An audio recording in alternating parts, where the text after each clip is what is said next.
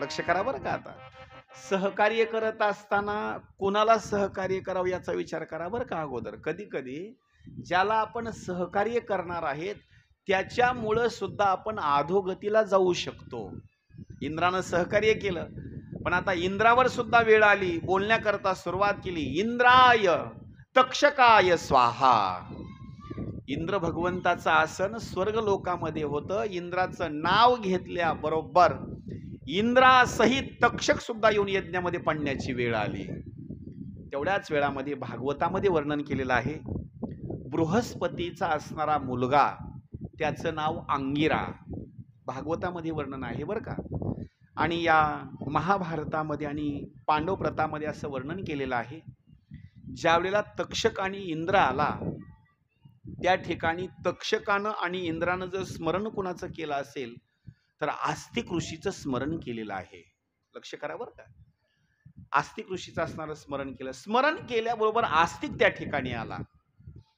आस्तिक ठिकाणी आल्याच्या नंतर मंत्र म्हणण्याकरता सुरुवात होती, पण तो सिंहासनाचा भाग पण यज्ञामध्ये पडत नाही आणि तक्षक सुद्धा यज्ञामध्ये येऊन पडत नाही. खाली यज्ञ चालू आहे आणि यज्ञाच्या वर काही अंतरावर तक्षक आहे, वर असणारं ते सिंहासन आहे. जन्मेजयानं प्रश्न विचारला, स्वर्ग लोकामधून तक्षक आला, सिंहासन आलं, पण हे यज्ञामध्ये का पडत नाही? ऋद्विजांनी सांगितलं त्या ब्राह्मण मंडळीनं, हे दोघ जण यज्ञामध्ये पडतात, पण याच्या अगोदर तुम्हाला एक कार्य करावं लागेल. ते कार्य असं आहे, एक म्हणजे अंगिरा ऋषी, किंवा दुसरी गोष्ट म्हणजे त्या आस्तिक ऋषीचं जोपर्यंत तुम्ही पूजन करत नाही तोपर्यंत हे दोघ जण यज्ञामध्ये पडत नाहीत. तेवढ्याच वेळामध्ये जन्मेजयानं स्वागत करत असताना आस्तिक ऋषीचं असणारं स्वागत केलं.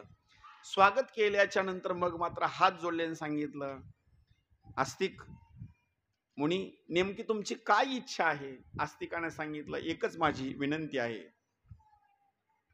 या तक्षकाला आणि इंद्राला तुम्ही असणार या यज्ञकुंडामध्ये पाडू नका. जन्मेजयानं सांगितलं, का? जरी तुम्ही यज्ञामध्ये तक्षकाला पाडण्याचा जरी प्रयत्न केला, तक्षक मात्र मरणार नाही. का? स्वर्ग लोकामध्ये तो गेलेला आहे. स्वर्ग लोकामध्ये गेलेला जो माणूस असतो तिथं खाण्याकरता त्याला दुसरं तिसरं काही मिळत नाही. तिथं खाण्याकरता त्याला फक्त अमृतच, आणि पिण्याकरता सुद्धा अमृतच. ज्यानं अमृत पिलं तो मरत नाही, तो अमर होतो. मग अमृत कुणा पिलं? तक्षकानं असणारं ते अमृत पिलेलं आहे. आणि राजा, तू मात्र या दोघांना मात्र अजिबात मारण्याचा प्रयत्न करू नको. का? अरे तुला असं वाटतं की तुझ्या वडिलाचा मृत्यू एका साप चावल्यामुळं झाला. अरे तसं नाही बाबा. निमित्ताचा धनी आणि केला असे प्राणी, माझे माझे म्हणून व्यर्थ गेला. अरे बाबा, हे निमित्त आहे. माणूस मोटरसायकलून जात आहे, ऍक्सिडेंट झाला, दुसऱ्या वाहनाच्या खाली असणारा गेला. एक सांगू का, ही सगळी विधी लिखित असणारी घटना आहे, त्याला निमित्त आहे. शॉर्ट लागला किंवा करंट लागलं, हे निमित्त आहे. देवानं ते कार्य तसं लिहूनच ठेवलेलं आहे.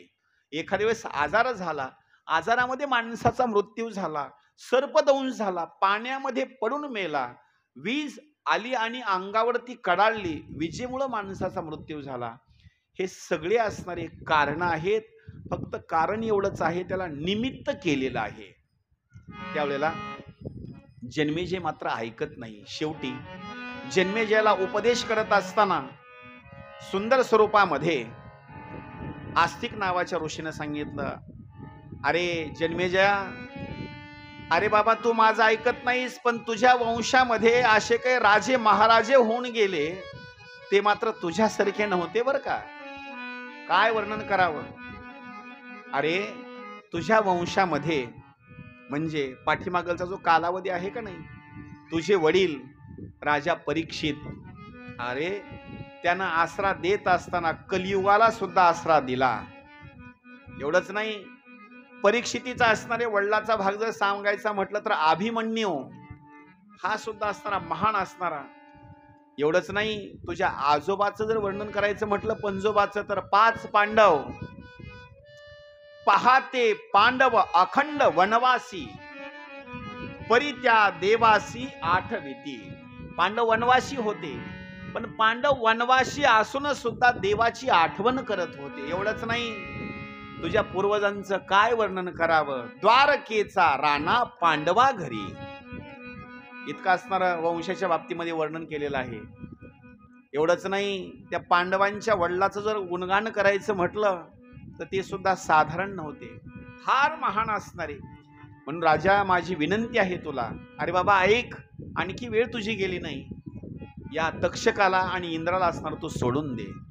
त्याच वेळेला जन्मेजयानं ते सर्पसत्र यज्ञ बंद करण्याला कारण जर काय असेल तर कारण एवढंच आहे, आपले जे पूर्वज लोक होते का नाही, यांची कीर्ती वर्णन केल्यामुळं त्यांना असणार सर्पसत्र यज्ञ असताना बंद करावा लागला. इतका आनंद झाला आपल्या वडिलांचं चिंतन केल्यामुळं, आपल्या आजोबांचं चिंतन केल्यामुळं, हे सगळ्यांचे नाव घेतल्यामुळे त्यांना आनंद वाटला आणि तो सर्पसत्र यज्ञ बंद केला. त्या दिवशी सगळ्या सर्पांनी शपथ घेतली, हे सर्प जे आता सगळे वाचलेत का नाही, हे सगळे साप वाचण्याला कारण जर कोण असेल तर सगळे साप वाचण्याला कारण आहे आस्तिक ऋषी. त्या आस्तिक ऋषीमुळे साप वाचले. आणि आस्तिक ऋषी आणि साप यांचं नातं जर सांगायचं म्हटलं तर सगळे साप हे आस्तिक ऋषीचे मामा आहेत. लक्ष करा बरं का. आणि सगळ्या सापांचा भाचा जर कोण असेल, भाचा कळतो ना तुम्हाला, सगळ्या सापाचा जर भाचा कोण असेल तर हा आस्तिक ऋषी सगळ्या सापाचा असणारा भाचा आहे. मामाचं सगळ्यात जास्त प्रेम कुणावर असतं? भाच्यावर. आणि भाच्याचं प्रेम कुणावर असतं? मामावर. का? त्याचं कारण एक आहे, भाच्याचं प्रेम मामावर याच्या करता असतं की मामा म्हणेल ती गोष्ट आणून देतो बरं का, बस. म्हणून आस्तिक शब्द ज्या ज्या ठिकाणी उच्चार कराल त्याचा आनंद जर कुणाला होत असेल तर त्याचा आनंद मामाला होतो. आता इथून पुढे लक्षात ठेवायचं बरं का, चांगली गोष्ट आपल्या कामाची सांगतो. निघूच नये पण आपल्या घरामध्ये साप निघाला, तुम्ही तुमच्या डोळ्यानं बघितला, बाहेर पळत गेलात, दुसरे माणसं बोलवण्याकरता गेलात, माणसं बोलून आणले, पण घरामध्ये जिथं साप होता तिथं सापच नाही. आता कुठं गेला की काय नाही. तुम्ही घरात झोपणार का आता? अजिबात तर नाही. आणि आपल्याला भीती सगळ्यात जास्त जर कुणाला कशाची वाटत असेल तर सापाची भीती वाटते. मी विनोदानं सांगतो बरं का, आमच्या घरी साप निघाला. आमची पत्नी स्वयंपाक करू लागली. स्वयंपाक करत असताना मी बाहेर थोडंसं असं ओट्यावर बसलो होतो. साप घरात निघाला आणि तिनं साप बघितला. तिनं साप साप साप साप साप म्हणून पळत माझ्याकडे आली. तिला असं वाटलं की आता मी लाकूड वगैरे घेईल, साप मारण्याकरता जाईल. तिनं साप म्हणून माझ्याकडे पळत आली की ना, मी वट्यावून पळून जायला बाहेर सुरुवात केली. म्हणजे सापाची भीती वाटते. लक्षात ठेवा, तुम्हाला भीती आहे, मला भीती, अनेक लोकांना सापाची भीती आहे. कधी जर घरामध्ये साप निघाला तर साप निघाल्याच्या नंतर चिंतन करायचं ते आस्तिक ऋषीचं. का? आस्तिक ऋषीचं चिंतन केल्याच्या नंतर तो साप कुठल्याही माणसाला चावत नाही, उलट त्या घरामध्ये जर असेल तर तिथून असणारा तो निघून जाणार. साप कुणाला सुद्धा चावणार नाही. का? आस्तिक ऋषीचं असणारं स्मरण करायचं. रात्री जर तुम्ही झोपलात ना, झोपत असताना झोपीमध्ये जर तुम्हाला सर्पदंश होऊ नये असं जर वाटत असेल तर रात्री झोपताना काय करायचं माहिती का? आस्तिक आस्तिक आस्तिक आस्तिक, बस. म्हणजे तो साप काय करतो, आपल्याला दंश मात्र करत नाही. त्यावेळेला जन्मेजय राजाला आनंद झाला. सर्पसत्र यज्ञ बंद केला आणि सर्पसत्र यज्ञ बंद केल्याच्या नंतर मग मात्र त्या ठिकाणी व्यास मुनी असणारे प्रगट झाले. व्यास ऋषी आल्याच्या नंतर आनंद वाटला जन्मेजय राजाला. आणि जन्मेजय राजाला आनंद वाटल्याच्या नंतर जन्मेजय राजानं व्यास महर्षीला प्रश्न विचारला, महाराज या ठिकाणी तुम्ही आलेले आहात, माझ्या पूर्वजांचं वर्णन आस्तिक ऋषीने या ठिकाणी केलेलं आहे, मला माझ्या पूर्वजांची सगळी कथा मला ऐकायची आहे, ती कथा मला तुम्ही सांगा ना. व्यास महर्षीनं सांगितलं, मी कथा सांगतो पण माझ्याजवळ तेवढासा वेळ नाही. मी जी कथा ज्यांना शिकवलेली आहे, माझा एक शिष्य आहे, त्याचं नाव वैश्यपायन असणार आहे. तुला सगळी जर कथा ऐकायची असेल तर त्यांच्या मुखामधून ती कथा ऐक. मग महाराज तुमच्या शिष्याला विनंती करा ना, सांगा कथा का म्हणण्याकरता. त्या शिष्यानं सुद्धा सांगितलं, राजा काळजी करू नको, मी तुला ती कथा सांगतो.